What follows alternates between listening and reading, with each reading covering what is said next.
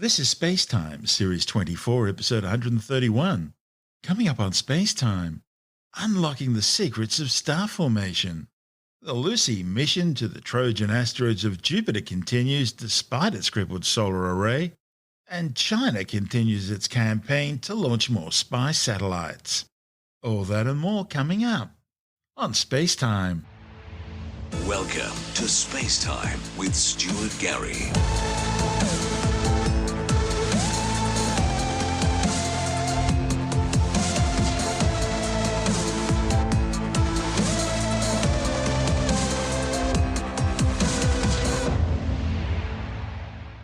Astronomers have discovered unusual structures in the western wall of the spectacular Carina Nebula.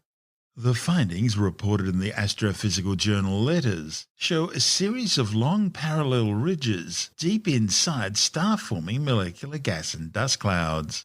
The ridges look like a remarkable, almost perfectly smooth wave, with fragments that appear to be in the process of being sheared off the cloud by a strong stellar wind. The structures are thought to be produced by a magnetic field. Astronomers also observed evidence of a jet of material being ejected from a newly formed star. The unprecedented observations were made using the adaptive optics capabilities of the 8.1-metre Gemini South Observatory in Chile. Adaptive optics uses actuators to constantly deform the telescope's primary mirror. This compensates for atmospheric turbulence and temperature layering differences. It's these effects in the atmosphere which make stars twinkle, which is great for romance, but not so good for astronomy, as it blurs the images. By using adaptive optics, astronomers had a tenfold improvement in the sharpness of their observations. The brilliant Carina Nebula, located in the southern skies, is a spectacular stellar nursery where gas and dust are condensing to form new stars. It's 500 times larger than the better-known Orion Nebula, making it an ideal candidate for investigating star formation. Star-forming regions are shrouded in gas and dust, but it's possible to see through these clouds by observing in infrared. Astronomers peered through the nebula's outer layers to reveal a huge wall of dust and gas glowing in intense ultraviolet light, heated by nearby massive young stars. The region was observed at the infrared wavelength of molecular hydrogen. Molecular hydrogen is the best way to trace the structures because they would otherwise be rendered invisible by dust blocking them in the optical and ultraviolet wavelengths of the Hubble Space Telescope. The new images are providing astronomers with their sharpest view yet of just how massive young stars affect their surroundings and influence how stars and planet formation proceeds. The study's lead author, Professor Patrick Hartigan from Rice University, says it's possible that the Sun and planets of our solar system were formed in exactly such an environment. He says if that's the case, then radiation and winds from any nearby massive stars would have affected the masses and atmospheres of the solar system's outer planets. Gemini South is a large telescope. It is 8 meters in diameter, and it sits atop of a mountain in the Andes in Chile. And what this instrument does is it allows you to get very, very sharp images of objects, because what it does, it actually distorts the shape of the mirror, so that compensates for any sort of shimmering in the Earth's atmosphere. And the other reason for going down there where you have to take the images in the southern hemisphere is that there are some parts of the sky that just are never visible from the north. Well, Carina is a very interesting area of star formation because it's probably the nearest star-forming region to us that has really, really massive stars. And that's very important because what the massive stars do is they emit a lot of radiation, and that can actually affect the surrounding cloud out of which other stars are forming. These images really show clearly for the first time how star formation proceeds in regions that have massive stars, and an awful lot of stars form in those kind of regions. Ultimately, this is the story of creation, because what you're doing is you're looking at regions that are actually forming new stars and planets. So a couple million years from now, there will be new stars and planets there that don't exist now. And those will go through their lives and will be shining long after the Earth and the Sun have have disappeared. In the meantime, the sun will have thrown off its outer layers back into the interstellar medium, and then those provide new gases for new clouds, which then in the future form new stars. So there's this really large cycle of stellar life that is occurring. And what we're doing here is we're actually seeing into the stellar nurseries in very high detail through the dust, which is what the infrared light gives you. And you can really begin to see what's happening right at the beginning when stars and planets are forming. That's Patrick Hartigan from Rice University. And this is SpaceTime. Still to come. Mission managers still trying to work out how to fix a jammed solar array on the Lucy spacecraft. And China launches 3 more spy satellites as it continues to build up its orbital armada. All that and more still to come on SpaceTime.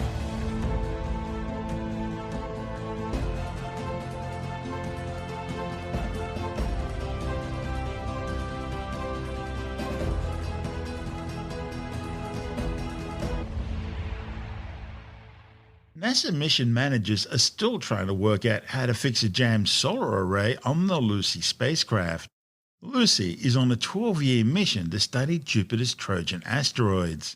The circular solar panel, one of 2 on the spacecraft, failed to fully unfurl and lock into place shortly after launch. Based on its electrical output, NASA believes the solar panel is somewhere between 75 and 95% extended, with a lanyard simply holding it in place. The mission's lead scientist, Hal Levinson from the Southwest Research Institute in San Antonio, Texas, says the combined power of both solar panels is keeping the spacecraft healthy and functioning. He says the problem isn't affecting spacecraft performance or the power supply to onboard instruments. However, it's still far too early to determine longer-range implications for the mission. Lucy is now well over 8 million kilometers away. But that still means it's getting fairly intense solar radiation from the sun charging its panels. Once it's further away, say where Jupiter is, the solar radiation will be far less intense. Scientists say they'll make another attempt to try and open the panel in a few weeks' time. We'll keep you informed. This is SpaceTime. Still to come. China launches 3 more reconnaissance satellites, and ticket sales flying for Virgin Galactic, with more than 700 people now booked for the ride. All that and more still to come on SpaceTime.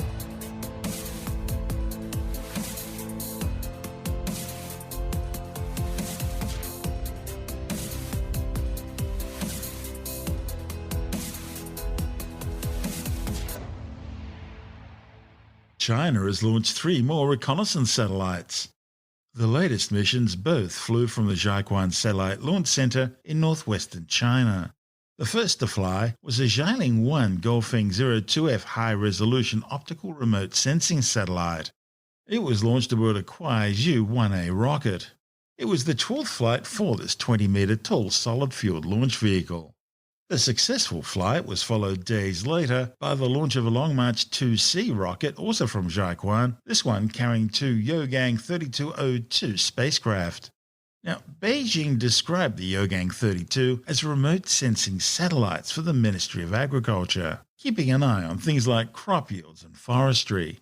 In reality, the Yaogan 3202 are signals intelligence gathering satellites designed to spy on the communications of other countries. Yaogan 32 spacecraft are placed into 700-kilometer high sun-synchronous orbits. This flight was the 394th mission for the Long March series rocket. Since 2016, Beijing has launched more than 143 Earth observation and reconnaissance satellites, including 32 Golfeng satellites and some 86 Yaogan spy satellites. This is SpaceTime. Still to come. Tickets flying for Virgin Galactic, with more than 700 people now booked to ride to the edge of space. And later in the science report, a new study warns that leaving the toilet lid open after flushing increases the risk for the spread of infection. All that and more still to come on SpaceTime.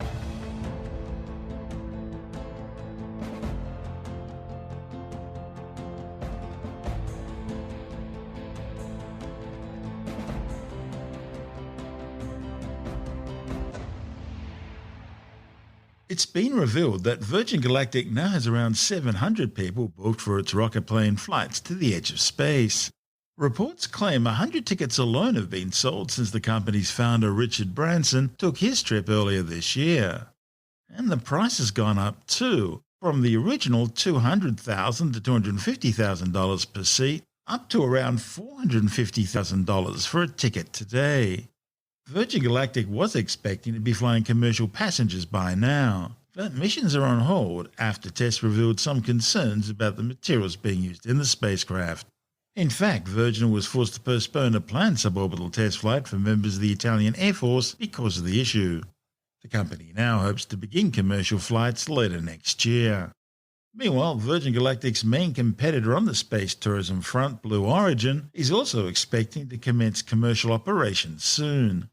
And of course, its New Shepard rocket has one big advantage over Virgin Galactic's Spaceship too.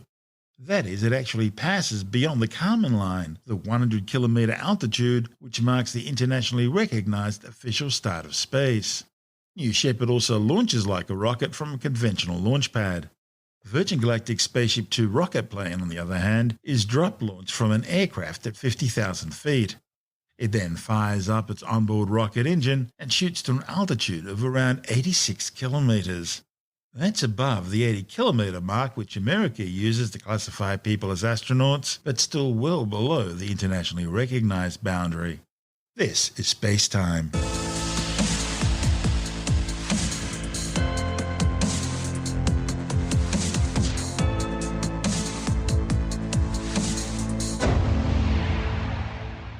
And time now to take another brief look at some of the other stories making news in science this week with a science report.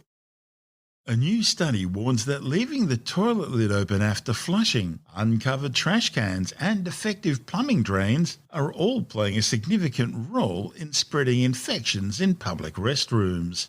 The findings, reported in the journal Science and the Total Environment, are based on 38 different studies from 13 countries looking at the risks of bacterial and viral transmission in public bathrooms.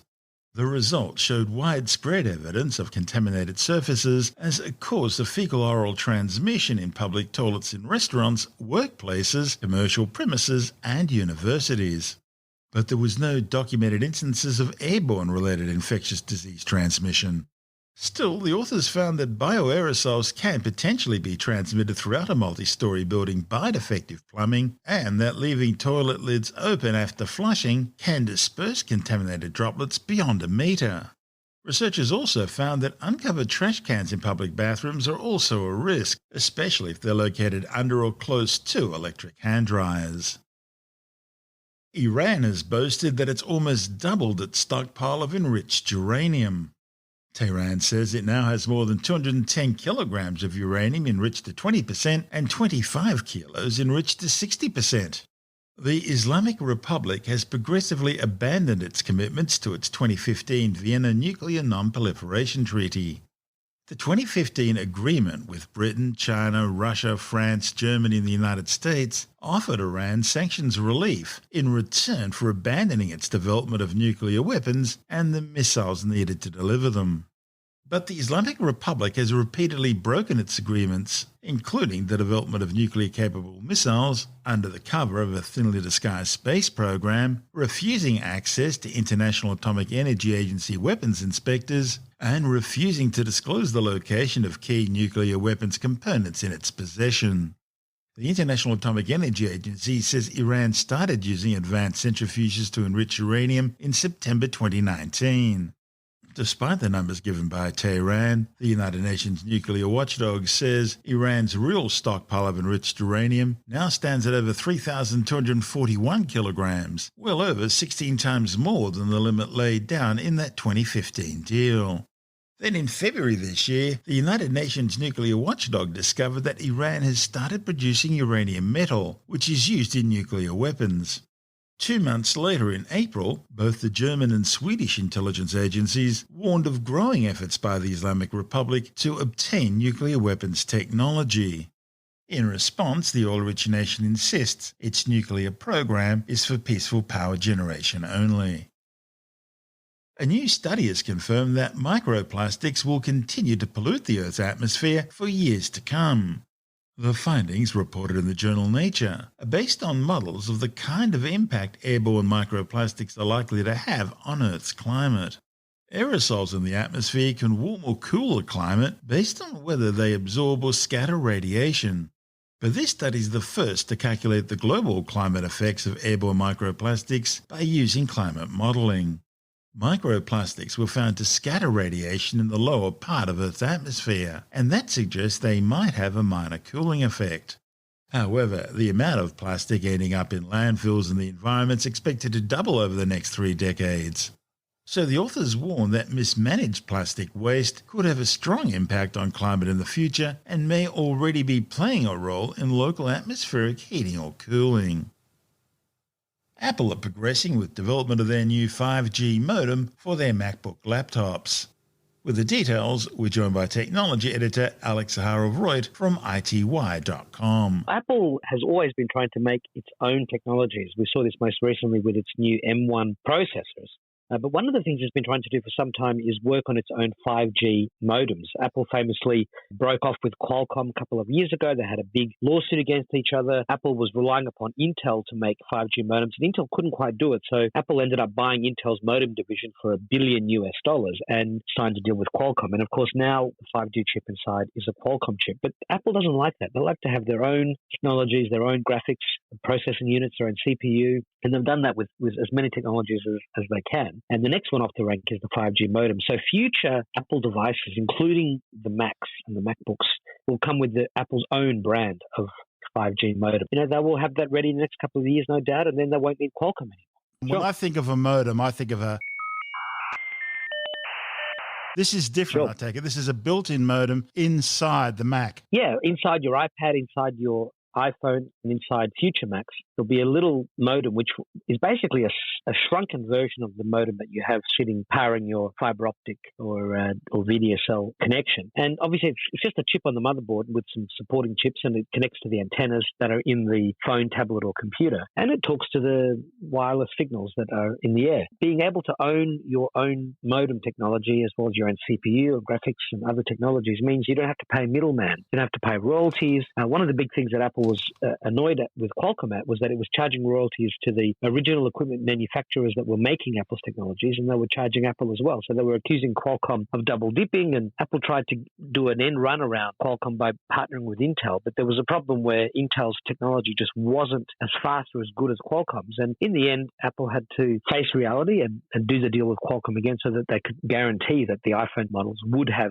5G a year after competitors like Samsung had it. Yeah, but Apple was able to launch with second-generation 5G modems that, in the US at least, could do both the millimeter wave and the regular 5G. And that can deliver extremely fast 5G, much faster than the traditional 5G, which is not a lot faster than 4G, as was spoken about in the past with the dirty little secrets about how 5G really isn't that much faster than 4G. But millimeter wave 5G is much faster than that. But the problem is its range is very short. And even things like the glass on a window is enough to block that signal. So millimeter wave 5G requires a lot more infrastructure, more towers, and more antennas, which will only spook the anti-5G people even further.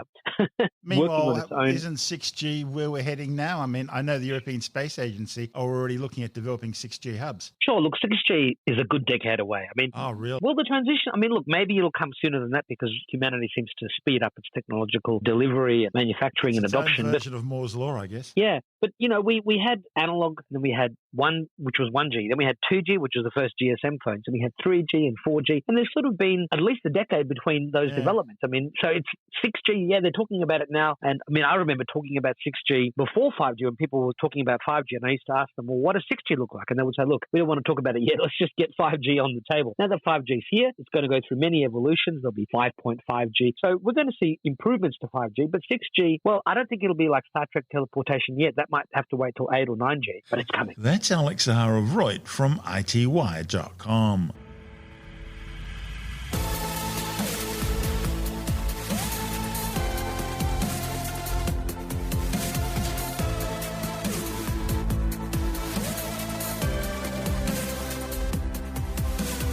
And that's the show for now.